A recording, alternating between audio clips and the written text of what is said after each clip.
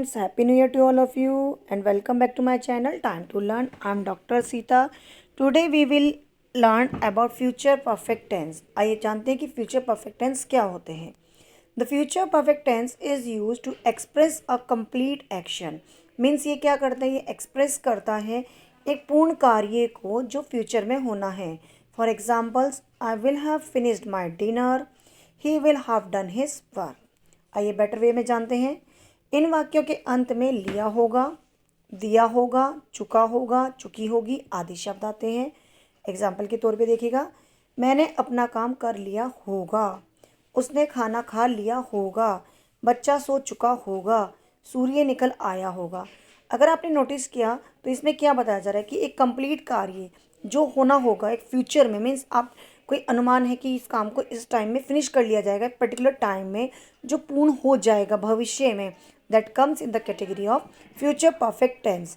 अब देखिएगा इसकी हेल्पिंग वर्ब. इसके हेल्पिंग वर्ब है शैल हैव और विल हैव. और शैल हैव आता है आई वी के साथ और विल हैव आता है, आपने नोटिस किया यहाँ पे आई वी अगेन आ गया. They, you, he, she, it, this. हाँ, तो मैं बात कर रही थी आपसे कि आई वी यहाँ अगेन आ गया विल हैव में.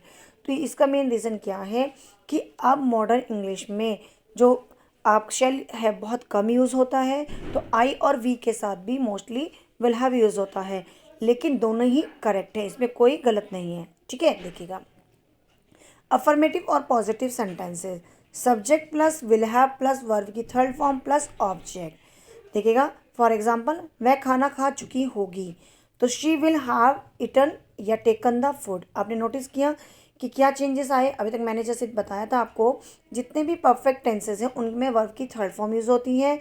और आपने देखा था प्रेजेंट परफेक्ट में हैव और हैज़ का यूज़ था, पास्ट परफेक्ट में हैड था, और यहाँ पर इसकी हेल्पिंग वर्ब क्या है, विल हैव या शैल हैव, दोनों हो सकती हैं.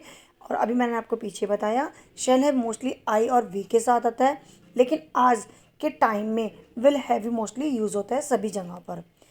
आगे देखिएगा, हमने मैच जीत लिया होगा, तो we shall have won the match. अगर आप करते हैं we will have won the match तो वो भी करेक्ट है, गलत नहीं है. आगे देखिएगा, राधा ने खाना पका लिया होगा, Radha will have cooked the food. Gita school जा चुकी होगी, Gita will have gone to school. Kavya ने दूध पी लिया होगा, Kavya will have drunk the milk. आपने नोटिस किया कि जितने भी हमने सेंटेंसेस उठाए थे, एग्जाम्पल्स उठाए थे, वो सेम है. जितने आपके चाहे वो प्रेजेंट परफेक्ट के थे या पास्ट परफेक्ट के थे, सेम एग्जाम्पल हमने उठाए ताकि ये आपके लिए इजी हो जाए समझना कि क्या चेंज हो रहा है. क्योंकि जैसा मैं आपको बता चुकी हूँ कि टेंस को फॉर्म करने का एक ही वे होता है, सेंटेंस को हम किसी भी वे में फॉर्म कर सकते हैं, एक ही वे में, सॉरी.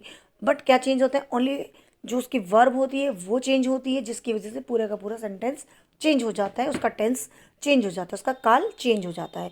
इसीलिए मैंने एग्जाम्पल्स को सेम उठाया ताकि आपको इजीली समझ में आ जाए. तो अगर आप इसे बेटर वे में समझना चाहते हैं तो तीनों एग्जाम्पल्स को, मीन्स तीन एग्जाम्पल मीन्स कि आप तीनों टेंसेस के एग्जाम्पल को एक एक करके देखेंगे तो आप फील करेंगे, आपको समझ में आएगा कि क्या चेंजेस हो रहा है, और कुछ भी टफ नहीं है, ये आपके लिए बहुत ही ईजी होगा. आइए नेगेटिव सेंटेंसेस का देखते हैं.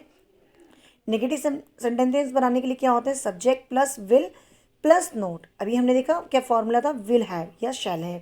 तो अब इन दोनों वर्ब के बीच में आ जाएगा हमारा नोट प्लस वर्ब की थर्ड फॉर्म प्लस ऑब्जेक्ट.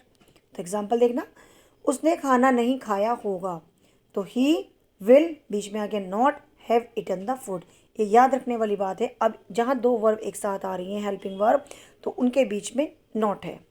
बच्चा नहीं सोया होगा, the child will not have slept. तुमने अपना काम नहीं किया होगा, you will not have done your work. अब चलते हैं इंटेरोगेटिव के फर्स्ट टाइप में. जो हेल्पिंग वर्ब है वो पहले आ जाएगी. हेल्पिंग वर्ब का भी क्या पार्ट, अभी हमने आपने देखा पीछे नेगेटिव में बीच में नॉट आ रहा था, विल नॉट हैव या शैल नॉट हैव. अब क्या हो रहा है, will plus subject plus have. देखिएगा, will plus subject plus have plus verb की थर्ड फॉर्म प्लस ऑब्जेक्ट. बस ये छोटी सी बात अगर माइंड में सेट हो जाए तो कुछ भी टफ नहीं है. अब देखिएगा, क्योंकि जैसे मैं आपको बता चुकी, फर्स्ट टाइप में क्या आता है, क्या पहले आ जाता है, क्या तुमने खाना खा लिया होगा, विल यू हैव इटन या टेकन द फूड. आपने नोटिस किया कि क्या हेल्पिंग वर्ब में विल हैव है हमारा, तो विल पहले आ गया, फिर उसके बाद सब्जेक्ट है, फिर हैव. क्या वह स्कूल जा चुकी होगी, will she have gone to school. क्या उन्होंने अपना काम कर लिया होगा? Will they have finish their work. एक बात और ध्यान दीजिएगा, इसमें हैज़ नहीं आता, हैव आता है। कभी आप सोचें कि सिंगुलर वाले के साथ हैज़ आना चाहिए, नहीं, इसमें सिर्फ चेंज होगा तो आपका विल हैव या शैल हैव। लेकिन अगर आप सिर्फ विल हैव को यूज़ करते हैं तो आज के टाइम में उसी का यूज़ ज़्यादा होता है।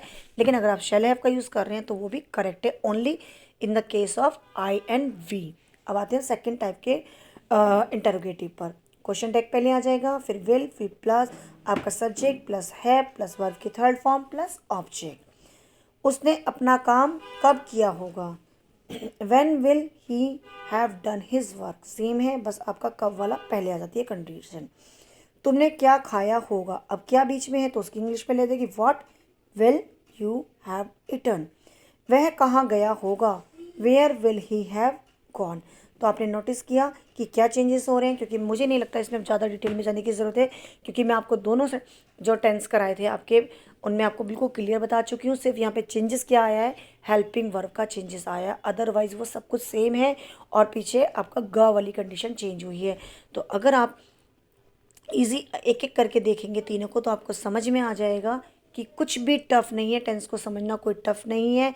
ये आपके लिए बहुत यूज़फुल होगी अगर आप इसे बिना स्किप करें और पहले प्रेजेंट की फिर पास्ट की और जब फ्यूचर की देखेंगे तभी आपको बेटर वे में समझ में आएगी। और आशा करती हूँ कि ये वीडियो आपके लिए बहुत यूज़फुल होगी।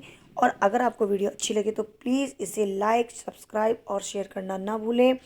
और अगर आप मेरे चैनल पर नए हैं तो प्लीज़ पहले सब्सक्राइब कर दीजिएगा और साथ ही बेल आइकन को भी प्रेस कर दीजिएगा ताकि नई वीडियो की नोटिफिकेशन आपको मिलती रहे। और अब मैं आपके लिए बहुत जल्दी लेके आऊँगी अपनी न्यू वीडियो जिसका टॉपिक होगा present perfect continuous. Thank you for watching.